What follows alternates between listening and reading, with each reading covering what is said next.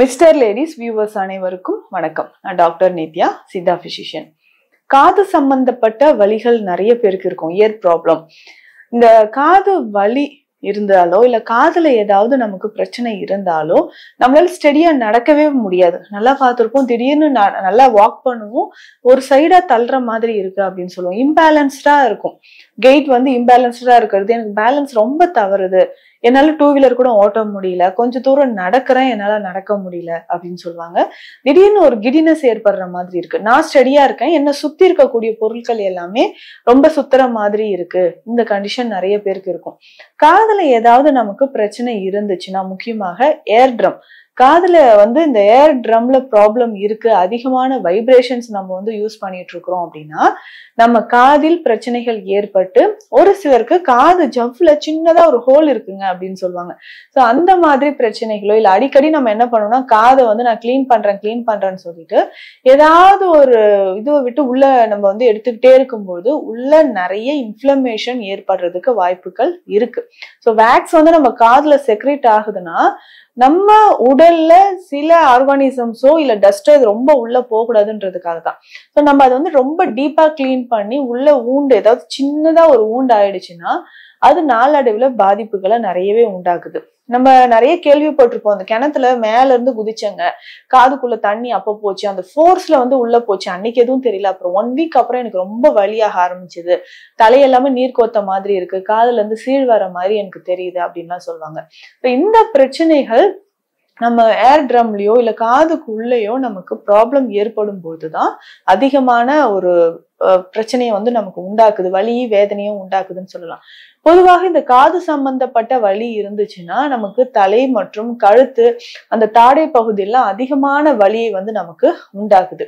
இது மட்டும் இல்லாம ஒரு சிலருக்கு எப்பவுமே காதுல ஒரு டினிட்டஸ் அப்படின்னு சொல்லுவோம், ஒரு சத்தம் கேட்டுக்கிட்டே இருக்கிற மாதிரி இருக்கும். ஸோ எப்பவுமே கொய்யன்னு ஒரு சத்தம் கேக்குதுங்க, இந்த சவுண்ட்னால என்னால எதுவுமே பண்ண முடியல, தூங்கும் போது கூட ரொம்ப டிஸ்டர்பன்ஸா இருக்கு அப்படின்னு. சில ஏதோ ஒரு காத்து சத்தம் மாதிரியோ இல்ல பீச்ல இருக்கும்போது ஒரு சவுண்ட் வரும் பாத்தீங்களா, அந்த மாதிரி எனக்கு கேட்டுக்கிட்டே இருக்கு அப்படின்னு சொல்லுவாங்க. இது எல்லாமே நம்மளுடைய காதுக்குள்ள ஏதாவது இன்ஃபெக்ஷன் இருந்தாலோ ஏர்ட்ரம்ல பாதிப்புகள் இருந்தாலோ வரக்கூடிய பிரச்சனைகள் தான். காது மந்தம் அப்படின்னு சொல்ற விஷயம் நிறைய பேருக்கு இருக்கும். சரியா, நம்ம கொஞ்சம் மைல்டா பேசும்போது அந்த வாய்ஸ் நமக்கு காதுக்குள்ள கேட்காத மாதிரி இருக்கும். இந்த மாதிரியான காது சம்பந்தப்பட்ட பிரச்சனைகளுக்கு என்ன செய்யலாம், வீட்லயே நம்ம ஏதாவது பண்ணலாமா, இந்த எண்ணெயை காய்ச்சி ஊத்தலாமா அப்படின்லாம் ரிஸ்க் எடுக்காதீங்க. காது சம்பந்தப்பட்ட பிரச்சனைகள் இருந்தா முறையா மருத்துவரை பார்த்து நம்ம ஆலோசனை பெறணும். காதுக்கோ கண்ணுக்கோ இது ரெண்டுக்குமே ஃபர்ஸ்ட் எடுத்த உடனே ஹோம் ரெமடிஸ் ட்ரை பண்ண வேண்டாம். இதற்கு நம்ம எக்ஸ்டர்னலா பேசிக்கா பார்த்தோம்னா காதுக்குள்ள எதுவுமே விடக்கூடாது. நம்ம தலைக்கு அப்ளை பண்றதோ இல்ல உடல்ல அப்ளை பண்ணி எண்ணெய் மாதிரியான சில மருந்துகளை உள்ள எடுக்கிறதோ எடுக்கலாம். அதை தாண்டி உங்களுக்கு காதுக்குள்ள பிரச்சனை இருக்கும் பட்சத்துல எக்ஸாக்டா என்ன பிரச்சனைன்னு தெரிஞ்சதுக்கு அப்புறம் தான் நம்ம அதற்கு ஏற்ற மாதிரி மருத்துவர் ஆலோசனைப்படி சிகிச்சைகளை நம்ம எடுத்துக்கணும்.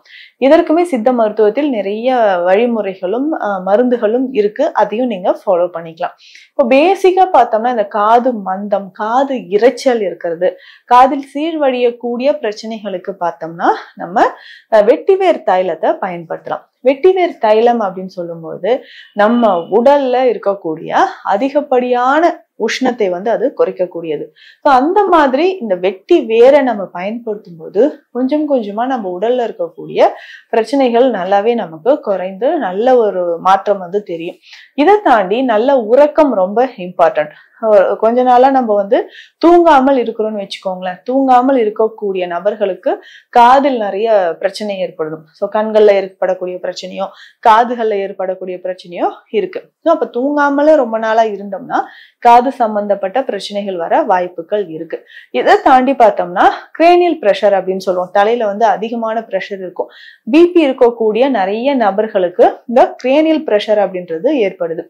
கிரேனியல் பிரஷர் அதிகமாக அதிகமாக நம்ம உடலிலும் பாதிப்புகள் அதிகமாகுது அப்படின்னு நம்ம தெரிஞ்சுக்கலாம். அப்போ ப்ரெஷர் அதிகமாகுதுன்னா ரொம்ப டீப் ஸ்லீப் இல்லாததோ இல்ல ரொம்ப டென்ஷன் ஆகிறதோ இது எல்லாமே ஒரு காரணம். அப்போ கிரேனியல் ப்ரெஷரையும் நம்ம குறைக்கணும். நம்ம மூளைக்கு செல்லக்கூடிய ரத்த ஓட்டம் நார்மலா இருக்கா அப்படின்னு நம்ம தெரிஞ்சுக்கணும். இதை தாண்டி நமக்கு சைனசைட்டிஸ் ப்ராப்ளம் இருந்தாலோ பல் சம்பந்தப்பட்ட பல் வலிகளோ இல்ல நிறைய பேர் வந்து ரூட் கனால் பண்ணியிருப்பாங்க, இல்ல பல் சம்பந்தப்பட்ட பிரச்சனைகள் இருந்தாலும் காதுலயும் நமக்கு பிரச்சனைகள் ஏற்படுது. இப்ப இந்த வெட்டிவேர் தைலத்தை நம்ம எப்படி பயன்படுத்த போறோம், காது சம்பந்தப்பட்ட பிரச்சனைக்கு எவ்வாறு இந்த வெட்டிவேர் தைலம் நமக்கு யூஸ் ஆகுது அப்படின்னா ரொம்ப ஈஸியா நம்ம ப்ரிப்பேர் பண்ணிக்கலாம். வெட்டிவேர் வந்து இரவு முழுவதுமே நம்ம சின்ன சின்ன பீசஸா ஃபர்ஸ்ட் கட் பண்ணிட்டு தண்ணீர்ல இரவு முழுவதும் நம்ம ஊற வைக்கணும். இந்த தண்ணீர்லயே பார்த்தோம்னா கொஞ்சமா கருஞ்சீரகம் சேர்த்துக்கணும். கருஞ்சீரகத்தோடு வேற என்னென்ன மூலிகைகள் அப்படின்னு பார்த்தோம்னா துளசி விதைகள் இதுல சேர்த்துக்கணும். அதுக்கப்புறம் கிராம்பு, லவங்கம் அப்படின்னு சொல்றீங்களா, லவங்கப்பட்டை இதுல சேர்த்துக்கணும். ஒரு 2 ஜாதிக்காய் இதனோட சேர்த்து தண்ணீர்ல இரவு முழுவதும் நம்ம ஊற வச்சிடணும். காலையில இது எல்லாத்தையுமே ஒன்னா சேர்ந்து ஊறி இருக்கக்கூடிய மூலிகைகள் எல்லாமே உரல்ல நம்ம இடிச்சாலும் சரி இல்ல மிக்சியில போட்டு அரைச்சு கொரப்பா எடுத்துக்கிட்டாலும் சரி நல்ல ஈரத்தன்மையோட ஊறி போயிருக்கும்.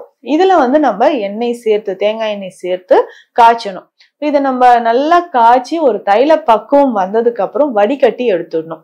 இந்த தைலத்தை நம்ம தலையில நல்லா அப்ளை பண்ணிட்டு உடல் முழுவதுமே தடவிட்டு நம்ம அதுக்கப்புறம் வெந்நீர்ல குளிக்கும் போது நம்ம காது சம்பந்தப்பட்ட பிரச்சனைகள் நமக்கு கொஞ்சம் கொஞ்சமாக குறைஞ்சிட்டு வரும். ஏன் சொல்றேன்னா இந்த வெட்டிவேர் அப்படின்னு சொல்றது உடல்ல இருக்கக்கூடிய அதிகப்படியான உஷ்ணத்தை வந்து குறைக்கக்கூடியது. உஷ்ணம் தொடர்பான நோய்கள் இருந்தாலோ இல்ல சளி சம்பந்தப்பட்ட பிரச்சனைகள் இருந்தாலும் அதை குறைக்கக்கூடிய மூலிகைகளும் இதுல நம்ம வந்து சேர்த்திருக்கிறோம். பொதுவாக ஹை கொலஸ்ட்ரால் இருக்கு, பிபி இருக்குனாலும் இந்த ஆயிலை நம்ம பயன்படுத்தும் பொழுது காது சம்பந்தப்பட்ட பிரச்சனைகள் குணமாயிட்டு வரும். இதை தாண்டி பார்த்தோம்னா சித்த மருத்துவத்தில் நிறைய மூலிகை மருந்துகள் இருக்கு. குறுந்தொட்டி சூரணம், லவங்காதி சூரணம், இந்த மருந்துகளை நம்ம பயன்படுத்தும் போது உள்ளுக்கு நம்ம வந்து தேன்ல கலந்தோ இல்ல வெந்நீர்ல கலந்தோ ஒரு நாளைக்கு 2 வேளையை நம்ம பயன்படுத்தும் போது உடலில் இருக்கக்கூடிய அதிகப்படியான உஷ்ணம் நமக்கு கரைய ஆரம்பிக்கும். உஷ்ணத்தோடு சேர்ந்து காது வலி, காது மந்தம், காது இரைச்சல் இது எல்லாமே நமக்கு குறைய ஆரம்பிக்குது. காது சம்பந்தப்பட்ட பிரச்சனைகள் இருந்தா எக்ஸ்டர்னலா நம்ம என்ன பண்ணலாம், இல்ல உள்ளுக்கு என்ன சாப்பிட்டா காது வலி சரியாக்கும், அதுல என்னென்ன சித்த மருந்துகள் இருக்குன்றதை இந்த பதிவுல பார்த்தோம். மீண்டும் அடுத்த பதிவில் சந்திக்கலாம். நன்றி.